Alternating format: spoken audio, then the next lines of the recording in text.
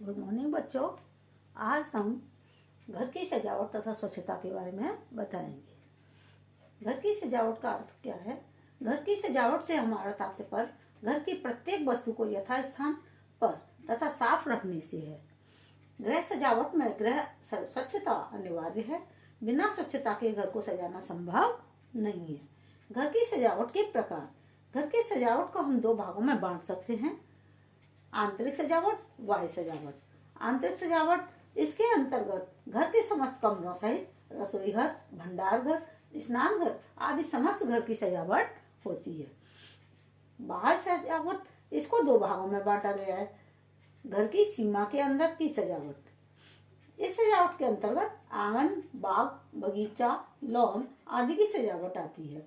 घर की सीमा के बाहर की सजावट। घर की सीमा के बाहर गली या सड़कें आती हैं। इनकी सफाई करना अपने वश में नहीं होता, बल्कि उसकी सफाई मोहल्ले के सभी व्यक्तियों के सहयोग से संभव होती है। घर की सजावट के नियम।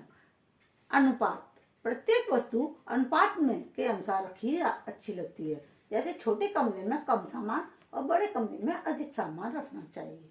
अनुरूपता। सजावट करते समय रंगों की अनुरूपता होनी चाहिए। जैसे मेजपोश, पर्दे, टीवी कवर आदि उसी रंग से मेल खाते हुए होने चाहिए। लय। कमरे में जो वस्तुएं रखी गई हैं वे क्रमबद्ध रखनी चाहिए, अन्यथा देखने में अच्छी नहीं लगेगी। संतुलन। कमरे में सजावट करते समय संतुलन का ध्यान रखना चाहिए।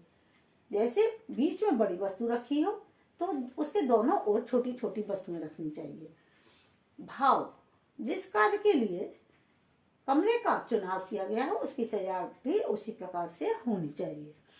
रंगों का चुनाव। सजावट का अच्छा बुरा लगना रंगों के चुनाव पर बहुत अधिक निर्भर करता है। रंगों की व्यवस्था। सजावट में रंगों तक की व्यवस्था पर ध्यान देना अत्यंत आवश्यक है।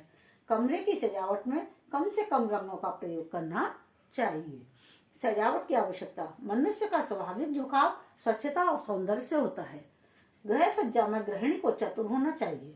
कला प्रेमी व्यक्ति अपने चारों ओर के वातावरण की छोटी से छोटी बात पर भी ध्यान देता है।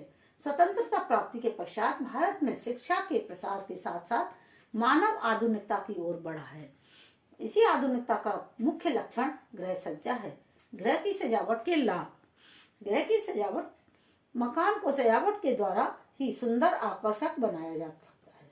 सुसज्जित घर सुंदर लगता है तथा वस्तुओं जिससे घर का आकर्षण बढ़ जाता है। अखबार या पत्रिकाएं इधर उधर पड़ी हों तो उन्हें उचित स्थान पर रखनी चाहिए। फर्नीचर की नित्य प्रति सफाई आदि की जाए तो इससे वस्तुओं को देखभाल के साथ गृह सज्जा भी हो जाती है। नंबर 3, घर की प्रत्येक वस्तु साफ रहने से धूल मिट्टी से रक्षा हो तो हमें उस वस्तु को ढककर वस्तु की सुरक्षा भी होगी तथा साथ में ही कमरे के सौंदर्य में भी वृद्धि होगी। वस्तुओं को अनेक निर्धारित स्थान पर रखना भी सजावट के अंतर्गत आता है और आवश्यकता पड़ने पर वस्तु आसानी से उपलब्ध हो जाती है, जिससे वस्तु का सदुपयोग हो जाता है। नंबर 5, यदि आपका घर अव्यवस्थित है तो जरूरत की वस्तुओं को ढूंढने पर नहीं मिल पाएंगी, जिससे समय भी नष्ट होगा और श्रम भी अधिक लगेगा। ये 6 पॉइंट गलत लिखा हुआ है।